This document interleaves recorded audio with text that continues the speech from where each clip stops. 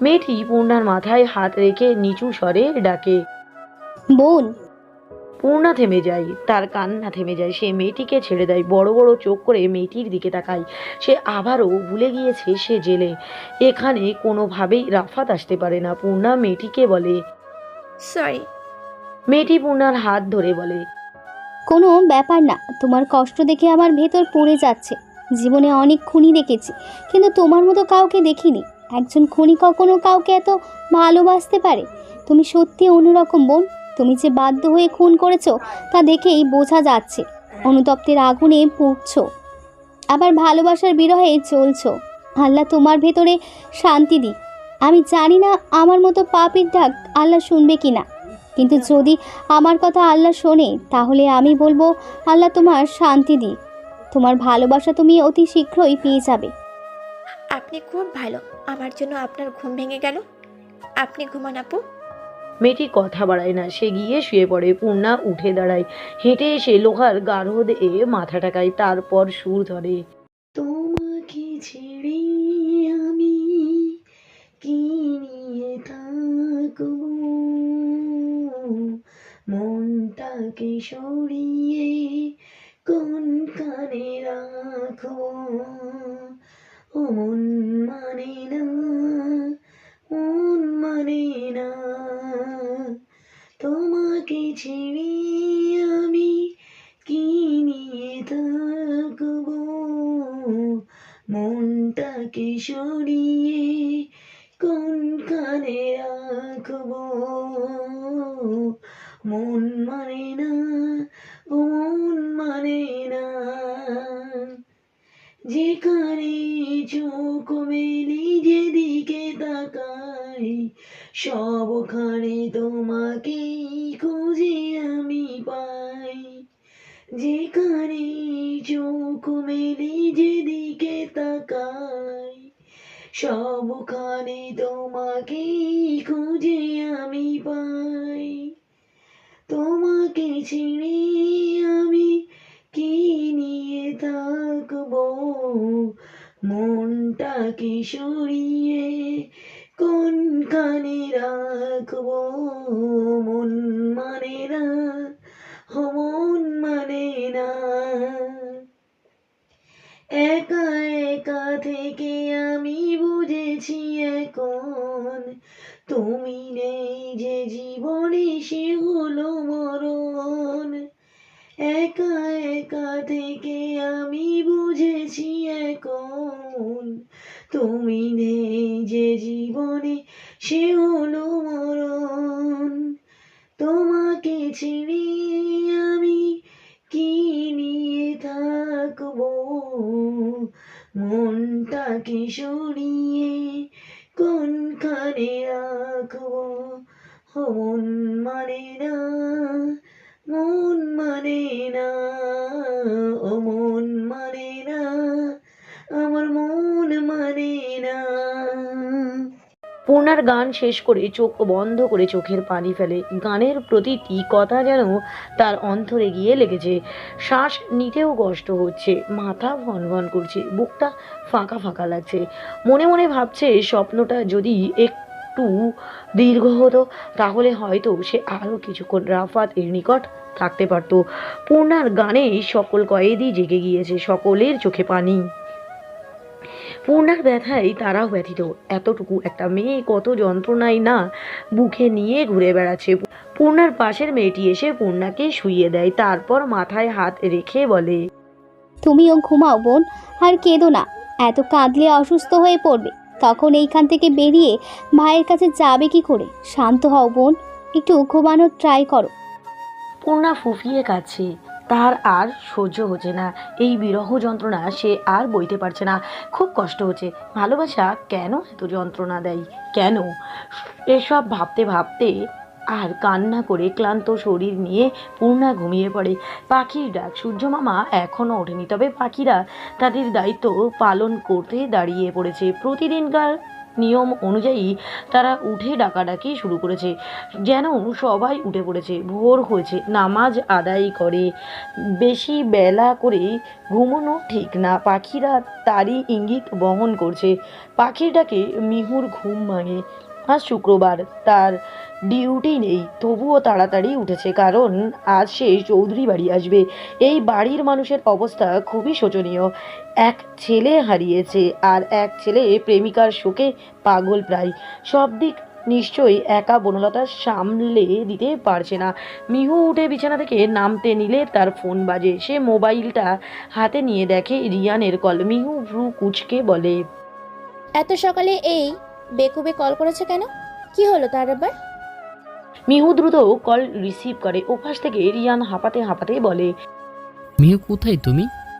মিহু চিন্তিত হয়ে বলে, রিয়ান, তুমি হাঁপাচ্ছ কেন? কি হয়েছে? মিহু, জলদি গার্ডেনে আসো। তোমাদের বাড়ির কুকুর আমার পিছনে ধাওয়া করেছে। আল্লাহ বাঁচাও মিহু।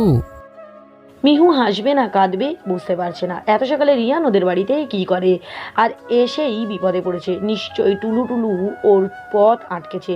টুলু মুলু মিহুদের বাড়ির কুকুরের নাম।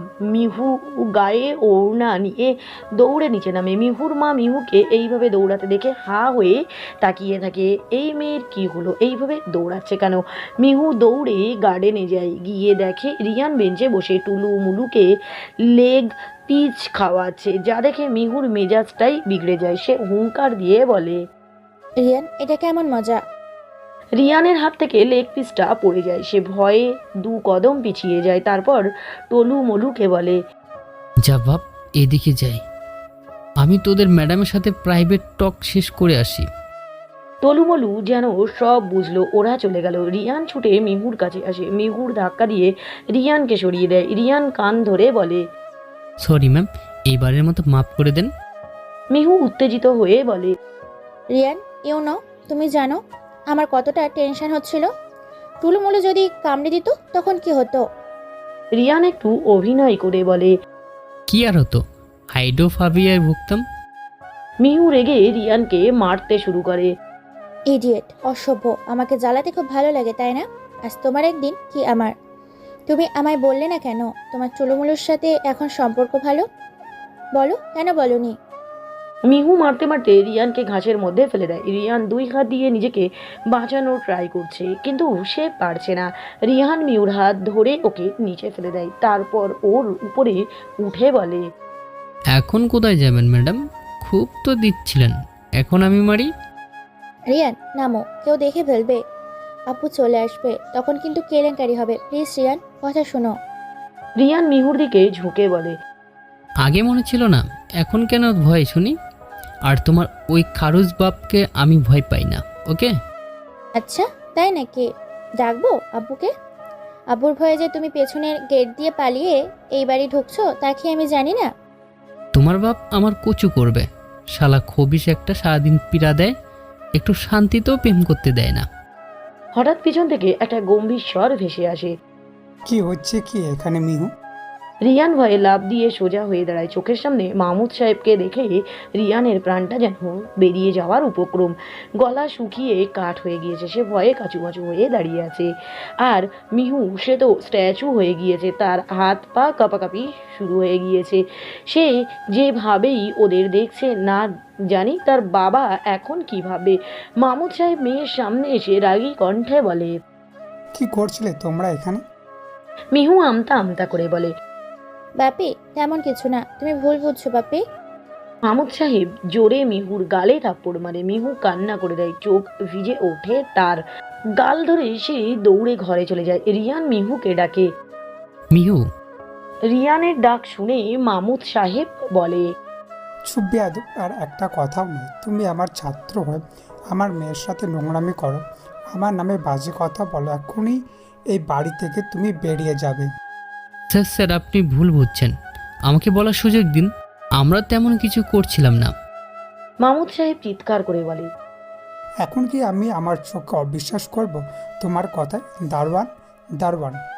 রিয়ান হাত উঠিয়ে বলে, থাক, আর দারোয়ান ডাকতে হবে না, আমি চলে যাচ্ছি।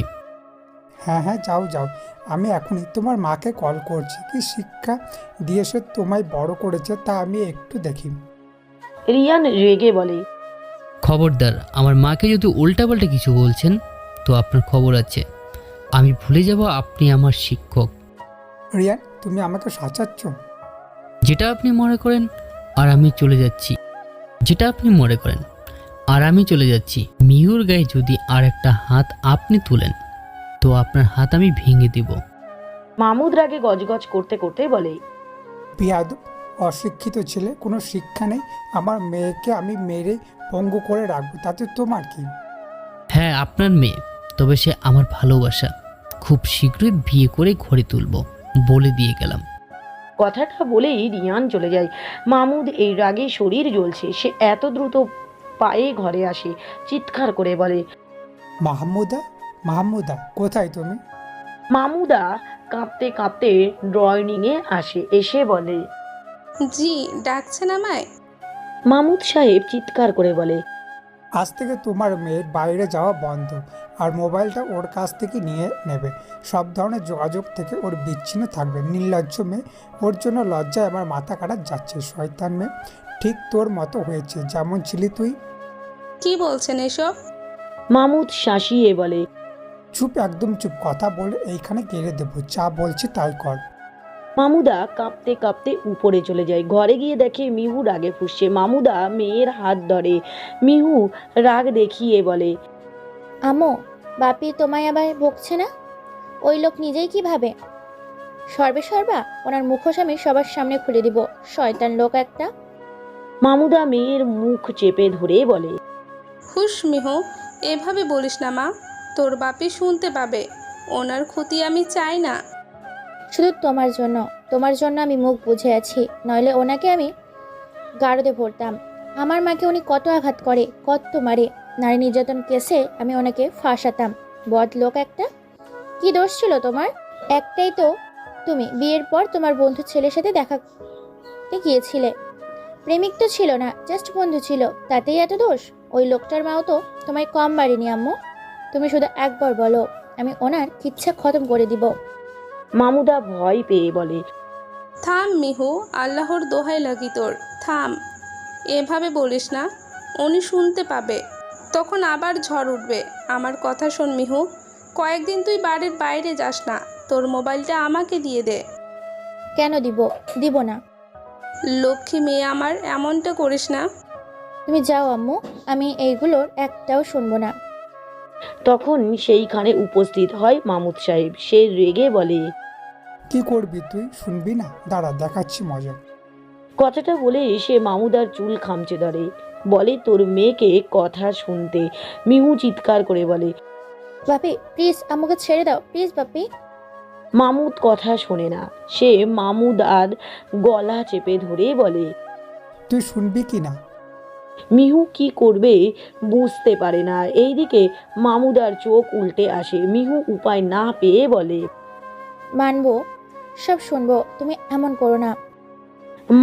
মামুদাকে ছেড়ে দেয়। মামুদা গলা ধরে বসে পড়ে, কাশতে থাকে। মামুদ মিহুর কাছে গিয়ে বলে।